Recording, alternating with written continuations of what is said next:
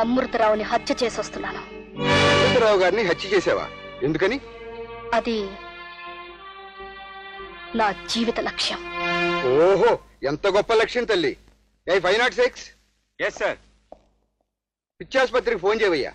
ఈ అమ్మాయి అమృతరావు గారిని హత్య చేశానంటూ ఈ దీపావళి పిస్టల్ పట్టుకొచ్చింది. ఇది దీపావళి పిస్టల్ కాదు, మీ డిపార్ట్మెంట్ పిస్టల్. మా వారు కాజీపేటలో సర్కిల్ ఇన్స్పెక్టర్ ప్రభు గారు. ఈ పిస్టల్ వారిదే. నిజమే సార్, అమృతరావు గారిని ఈ అమ్మాయి హత్య చేసింది. ఊరు వాడ బయట చేరి గొడవ చేస్తున్నారు. వచ్చి చూడండి. అలాగా? ముందు ఆ పిస్టల్ కింద పెట్టు తల్లి. 506. ఇంకా చూస్తావేమయ్యా? ముందు అమ్మాయిని తీసుకెళ్ళి లాకప్ లో పెట్టు. క్విక్. ముందు చేతి.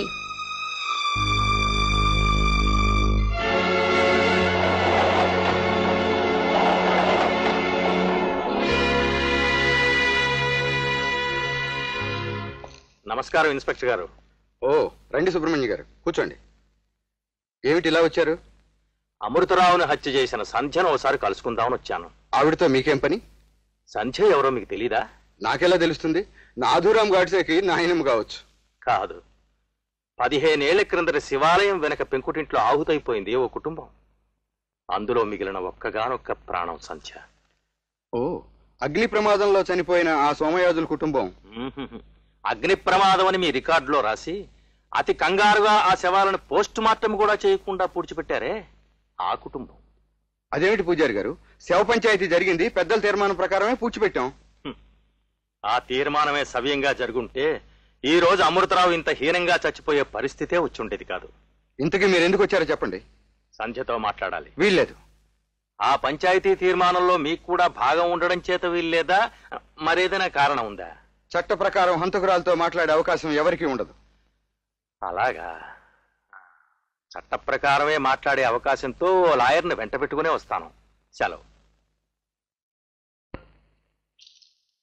చాలా మంది మహాత్ముల జీవితాలు ఇలా హింసతోనే ముగిసిపోతాయి. దుష్ట శిక్షణ చేస్తాను, శిష్ట రక్షణ చేస్తాను అని మాటిచ్చిన భగవానుడు మరి ఇలాంటి సందర్భాల్లో ఏం చేస్తుంటాడో నాకు అర్థం కాదు. నమస్కారం. నమస్కారం. నమస్కారం సుబ్రహ్మణ్య గారు, కూర్చోండి. అదే ఆ ధర్మకర్త గారి హత్య గురించే మాట్లాడుకుంటున్నాం. మేమే ఈ వార్త విని ఇలా తలడిల్లిపోతున్నామే. మరి ఆయనతో స్నేహం ఉండి రోజు కలిసిమెలిసి ధర్మకార్యాలు నిర్వహించే మీరెంత ఇదైపోతున్నారు? అదే వారి హత్యకి సంబంధించిన కేసు గురించే మీతో మాట్లాడాలని వచ్చాను. ఇందులో కేసేముంది సుబ్రహ్మణ్యం గారు? ప్రజలందరూ విస్తుపోయి చూస్తుండగా పట్టపగలు ఆ పిల్ల హత్య చేసింది, హత్య జరుగుతుండగా ఫోటోలు తీశారు. ఆ ఫోటోలు అన్ని పేపర్లోనూ వచ్చాయి. ఆ అమ్మాయి స్వయంగా పోలీస్ స్టేషన్కి వెళ్ళి తన నేరాన్ని అంగీకరిస్తూ పిస్టల్ కూడా సరెండర్ చేసింది. ఇంకా కేసు ఏముంది? It's an open and closed case. What do you say baby? ఖచ్చితంగా అమ్మాయికి ఉరిశిక్ష పడ్డం ఖాయం. మీరేం కంగారు పడకండి. ఆ అమ్మాయికి ఉరిశిక్ష పడకూడదనే మీ సహాయం కోసం వచ్చాను లాయర్ గారు. ఈ కేసు వాదించడానికి ఎవ్వరూ ముందుకు రావడం లేదు. ప్రముఖ క్రిమినల్ లాయర్ మీరు పూనుకుంటే న్యాయానికి న్యాయం జరుగుతుంది. దయచేసి ఆ అమ్మాయి తరఫున వాదించడానికి ఒప్పుకోండి. నేనా? నో, ఇది చాలా విపరీతమైన కోరిక. హత్య చేయబడ్డ అమృతరావు గారు ఎంత ఉదార స్వభావులో, ఎంత మహానుభావులో నాకు బాగా తెలుసు. ఆయన హత్యను నేను సమర్థించడం నెవర్. అమృతరావుని గురించి మీకు తెలిసింది చాలా తక్కువ అనుకుంటాను. ఎందుకంటే ఆయన తెర వెనుక వ్యవహారాల గురించి నేను కొంతవరకు సేకరించాను. తెర వెనుక వ్యవహారాల ఏమిటవి? ఇప్పట్లో మీతో చెప్పగలిగే పరిస్థితిలో లేను. అడిగితే చెప్పలేరు, కానీ తెర వెనక వ్యవహారాలు ఉన్నాయి అంటారు. అది మనిషి చచ్చిపోయాక. ఏ మనుషులండి మీరు? నా అసహాయతను అంగీకరిస్తున్నాను.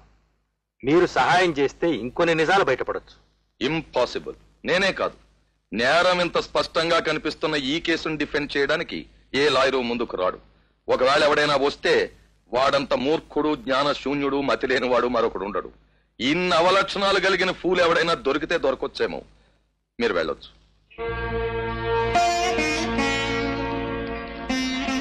సెలవు.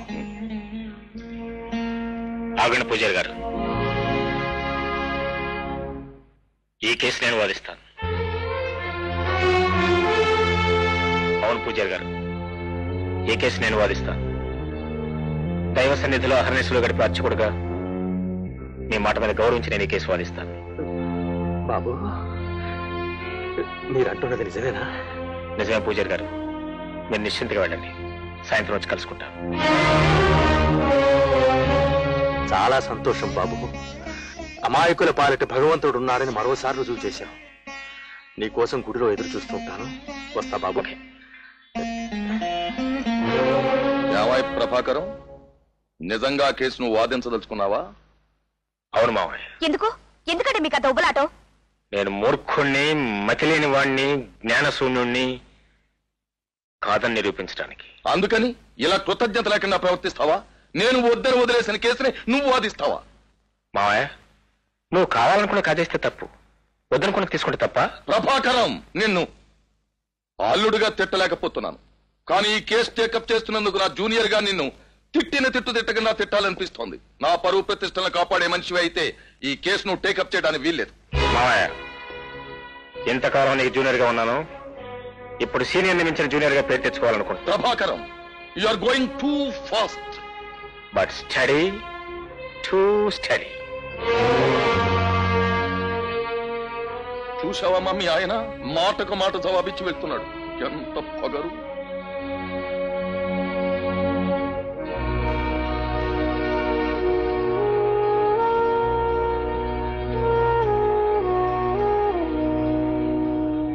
మా నాన్ననే ఎదిరించి మాట్లాడేంతకు ఎదిగిపోయారన్నమాట. మీ నాన్నను కాదని ఎదిరించింది. నాకు విద్య నేర్పిన సీనియర్ లాయరు నా విద్యను ఉపయోగించకూడదని శాసిస్తుంటే ఎదిరించారు. ఆయన మీ సీనియర్ లాయర్ మాత్రమేనా? ఏ ఆస్తి అంతస్తు లేని ఒక నిరాశ్రయుణ్ణి ఇంతకాలం కంటికి రెప్పలా కాపాడి తన కన్నబిడ్డను కూడా ఇచ్చి పెళ్లి చేసి శ్రీనివాసరావు గారు అల్లుడనే హోదా కలుగజేసిన మావగారు కదా ఆయన? ఆ హోదా నాకు అక్కర్లేదు. నాకుగా నేను సంపాదించుకున్న హోదా నాకు కావాలి. ఈ కేసు గెలిచి మీరు హోదా సంపాదించాలనుకుంటే అది ఒట్టి దురాసే. తీర్పు చెప్పేది నువ్వా, జడ్జి గారా? మాటకి మాట సమాధానం చెప్తారే గాని మా నాన్న పరువు ప్రతిష్టల గురించి ఆలోచించరే. ఇంతకాలం మా నాన్న చెప్పిస్తే చదువుకొని మా నాన్న పెట్టిన తిండి తిని మా ఇంట్లోనే ఉంటూ మాకే వెనుపోటు పొడుస్తారా?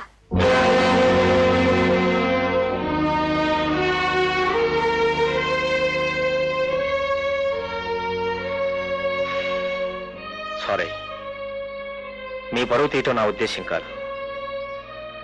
అసలు ఎప్పటి నుంచో అనుకుంటున్నాను ఈ ఇంట్లో ఎమ్మలేకపోతున్నానని. అనుక్షణం నిరుత్సాహపరుస్తున్న ఈ వాతావరణం నేను ఉండలేను. ఈ క్షణం ఇంట్లోంచి వెళ్ళిపోతున్నాను. మీ నాన్నగారి పరువు ప్రతిష్టలు మీ ఇంటి దగ్గర భద్రంగా విడిచిపెట్టి వెళ్ళిపోతున్నాను. నేను ఇప్పుడు లాయర్ శ్రీనివాసరావు గారు అల్లుని కాను. S Prabhakar, MA BL, high court advocate. కోర్టులో కలుసుకుందాం, పబ్లిక్ ప్రాసిక్యూటర్.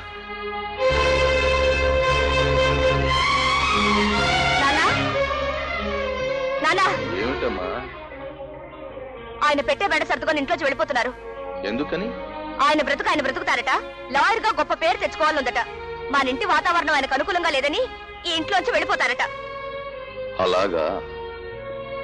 రండి రండి, కూర్చోండి వకీల్ గారు. వద్దులే మావయ్య, ఇన్నాళ్ళు నేను కూర్చొని తిన్నానుగా.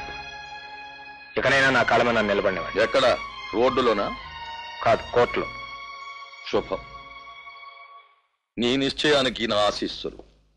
నీ సాహసోపేతమైన నిర్ణయానికి నేను గాని మా శ్రావణి గాని ఎంత మాత్రం అడ్డురాం. వెళ్ళి గొప్ప లాయర్గా స్థిరపడు, మంచి పేరు తెచ్చుకునిరా. నీ రాక కోసం ఈ ఇంటి తలుపులు ఎల్లవేళలా తెరిచే ఉంటాయి. కానీ నీకంటే సీనియర్గా ప్రపంచంలో చాలా విషయాలు చూసిన వాడిగా చెబుతున్నాను, ఇప్పుడు నువ్వు వాదించబోయే ఈ కేసు వల్ల మాత్రం నువ్వు నిలదొక్కుకోలేవు సరిగదా, నాకు అపఖ్యాతి కూడా తీసుకొస్తావు. అది రాకుండా నువ్వు జాగ్రత్త పడితే నీకు నేను చాలా రుణపడి ఉంటాను. క్షేమంగా వెళ్ళిరా. థ్యాంక్స్. నాన్న, ఆయన కోపంగా వెళ్ళిపోతున్నారు. ఆపు నాన్న. కంగారు పడకమ్మా, ఒక్కోసారి కోపం కూడా ఉపకారమే చేస్తుంది. వెళ్ళని వెళ్ళని. నమస్కారం అండి. నమస్కారం. అదేమిటి సామాన్లతో బయలుదేరారు? సంచ కేసు వాదిస్తా అన్నారు, ఊరు వదిలిపెట్టి వెళ్ళిపోతున్నారా? లేదు సుబ్రహ్మణ్యం గారు, ఆమెను జైలు నుంచి విడుదల చేయడం కోసం నేను ఒక జైలు నుంచి విడుదలై వస్తున్నాను. మా వాళ్ళకు పరువు సమస్య, నాకు బ్రతుకు సమస్య. అందుకే ఇల్లు విడిచిపెట్టి వచ్చేసాను. మరి ఎక్కడుంటారు? మీ దైవ సాన్నిధ్యంలో ఆ మాత్రం నేడు దొరుకుతుంటారా? ఓ, అదెంత భాగ్యం. నాతో పాటే ఉందిరు గాని రండి. రండి. ఆ ఇంతకీ ఆ సంఖ్య ఎవరో ఏమిటో ఎక్కడుంటుందో కాస్త వివరంగా చెప్పగలరా? చెప్తా. 15 ఏళ్ల కిందట ఈ ఊళ్ళో సోమయాజులు గారిని ఒక వేద పండితుడు ఉండేవారు. ఆయన కూతురే ఈ సంఖ్య. వాళ్ళు ఈ గుడి వెనకే ఓ పాడుబడ్డ పెంకుటింట్లో ఉండేవారు.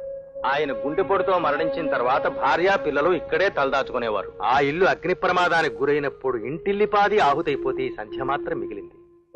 ఆ అమ్మాయికి నా దగ్గర మాలిమి, అందుకని నాతో పాటే తీసుకొచ్చి గుళ్ళో అట్టే పెట్టుకున్నాను. ఓ వారం